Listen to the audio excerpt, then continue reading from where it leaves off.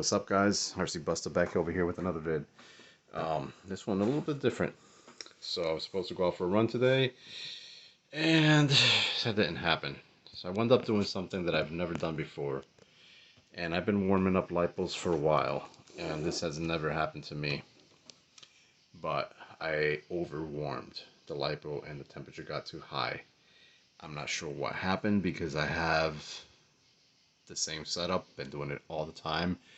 Calculated wattage for my heating pads. I mean, I have custom setup that I've been using now for a while, and I've been able to successfully warm up my LIPOs to 120 degrees, but, or at least close to, as long as I have a temp gun. I usually keep my temp gun just to make sure that I'm not under, but it shouldn't be over because my max temp is set to 120. Well, today was going to go out for a run, left my LIPOs warming up 1 hour. The most that I usually warm them up for is 1 hour, and it's just enough to get them to that brink of like the 120 mark.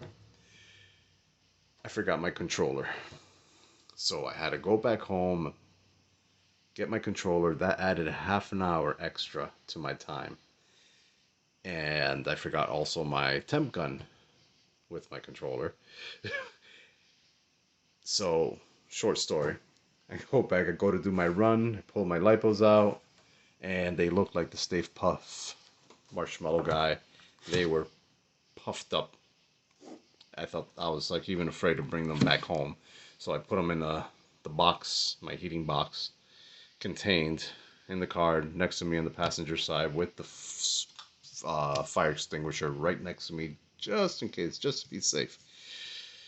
But they got up to 160, 165 degrees Fahrenheit, which is like very high. I don't know what the hell happened.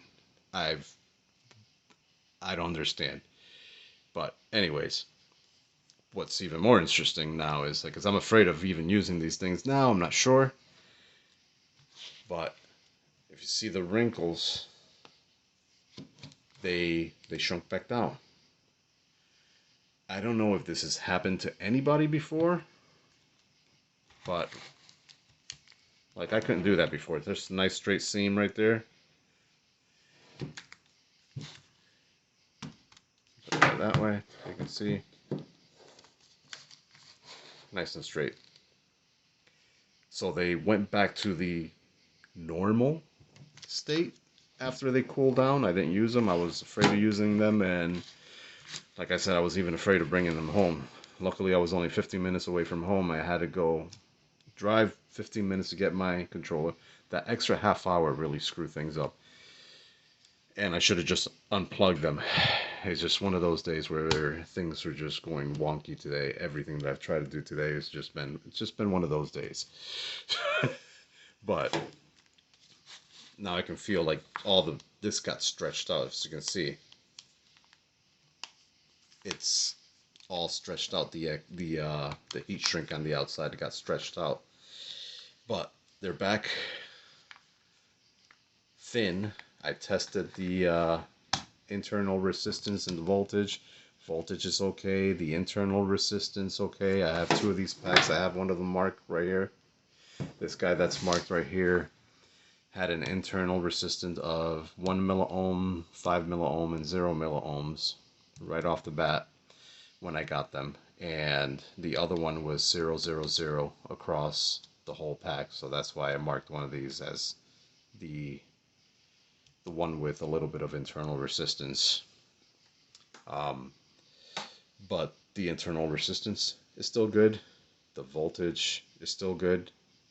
All the cells are good. Like the voltage is perfectly charged across the board.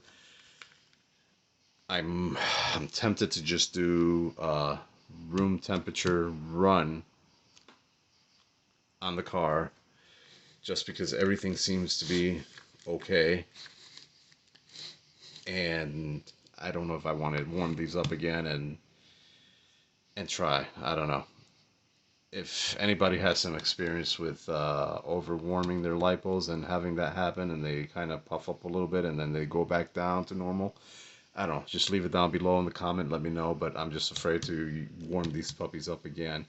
At least on the good side is that when I ran this car with room temperature and warming them up for an hour, there was like an extreme little difference in voltage sag. Talking like 10.46, I mean, it was 3.46 volts per cell versus 3.5 volt per cell. So no major drastic difference between room temp and warming them up to 120 degrees. And now on a side note, roll resistance. That evil gremlin that likes to hide in our vehicles and cause trouble. So after my last run with 111 miles per hour on this same battery pack running on parallel 3S, I got 311, but I really should have been a little bit higher. And even thanks to K-Bash, who pointed it out, he was able to compare data logs with me and point out, it's like, you got some resistance somewhere, because at that gearing, that motor, and running on 3S, you should be hitting about 30,000 RPM and a few more details. But long story short, again, he pointed it out, and I started digging, and sure enough, I found some serious roll resistance. And there was something I didn't take into consideration, and that was when I shimmed my hex hubs. I did it after everything was built.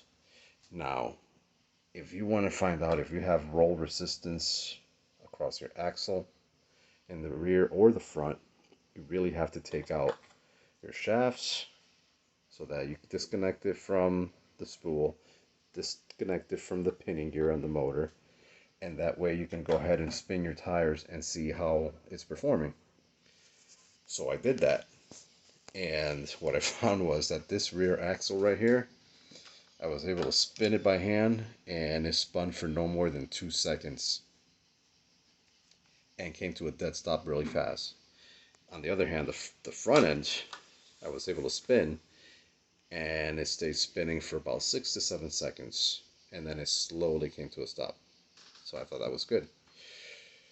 Now, I took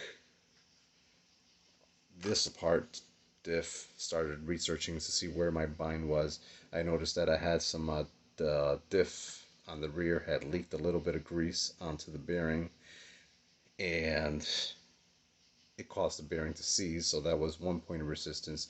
But also my hexes, like I was saying, I shimmed them, and I didn't realize that they were too tight, and it was causing a bind. As soon as I removed a couple shims, without even addressing the bearing issue in here with the diff, the thing started rolling smoother. I'm like, huh, okay. So, but at this point, I have everything open. So I'm like, screw it. I'm just gonna clean all the bearings out, because I had to clean those bearings on the diff, and I cleaned all and re-lubricated it. Once I put it all back together and I spun that by hand, it stayed spinning for about, what was it, 14 to 16 seconds by a light, just rolling with a hand, just giving it a light roll, just continuous, nice and smooth. I'm like, whoa. So now what I thought was good on this side, which was like 6 to 7 seconds, I'm like, well, that's not good. I'm like, crap, I'm gonna have to open all this up again. And the same thing, I had a little bit of diff grease that had gotten onto that one same side of the bearing, and because I'm using 1 mil diff fluid on both front and rear, it's pretty thick stuff, so it binds that the bearing. So I cleaned up everything in here, also reshimmed and adjusted the shimming, and same thing. Now this was rolling 14-16 seconds just by spinning hand, and even by giving just a light little push, you can see the wheels just continue to spin. And I know my diff, my spool was really good, because that's spinning like amazing. I got this spool spinning so smooth, and I have a good meshing. It's hard to tell here, but I mean, it's very loose, but just enough to engage with the pinion. And I use Saga gears always for all my freaking cars, all my speed run cars. Saga, guys, don't skimp out. For the couple dollars that you're going to be saving on gears, you might as well spend that extra couple dollars and get some Saga gears because they rock. I have not had an issue with pinions and spools ever since I switched over to Saga gear. I mean, they rock. There's a good reason why most speedrunners in this hobby use Saga. I don't get paid by them. I'm just telling you how it is. So again, thank you K-Bash for pointing out the roll resistance issue, because there seriously was some roll resistant issue. I just wish I could have gotten a run in today because I was psyched, because I know that my rear was now rolling 7 times smoother than it was. My front now is rolling twice as smooth as it was. And I know I was going to get definitely some new PB on 3S, but unfortunately I ran into that issue. So I just want to give you heads up, guys. Just be careful when you're warming up your LIPOs. I mean, we don't want no fires, and these things are expensive. And this what sucks is that these 2 batteries right here out the door were like 170 bucks, and I don't even know if I feel comfortable now racing with these, just because they were compromised. What I may do is take a tip from Liberty Francis a while back.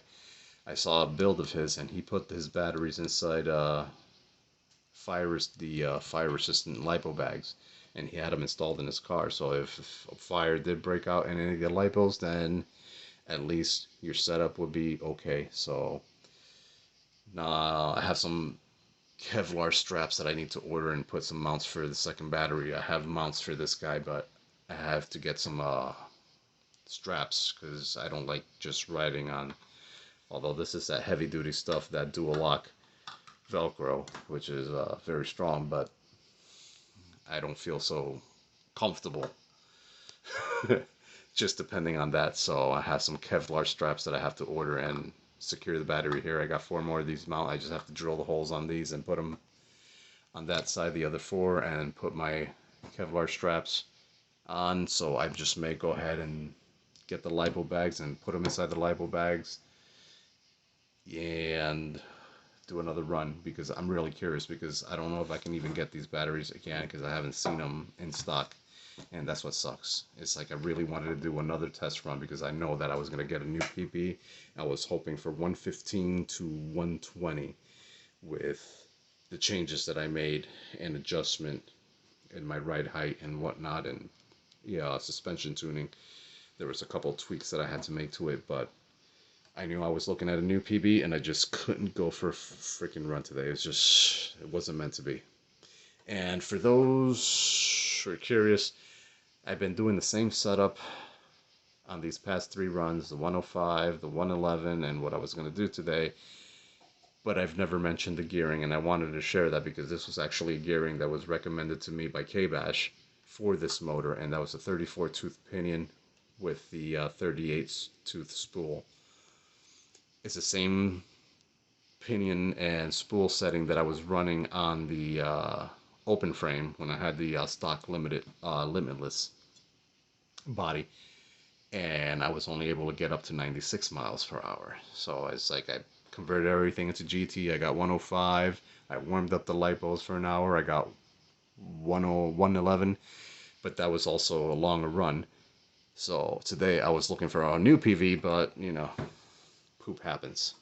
So there it is, guys. Like I said, if anybody has ever had an issue when warming up their LiPos and they kind of puffed up and they kind of went back again to normal, let me know what happens. If I should run these, I shouldn't run these again, or just get new LiPos. I'm just gonna have to find something else that's comparable to these guys, because these guys rocks, and that's what sucks. These guys are amazing freaking batteries. These Azures are absolutely amazing. I don't get paid by Azure. I'm not sponsored by them. I'm not affiliated. I just know that from all the batteries that I've tried, these batteries rock. The proof is in the pudding. That's how I like to say. It's like my data logs don't lie. All right, guys. God bless. Have an awesome week. Peace out.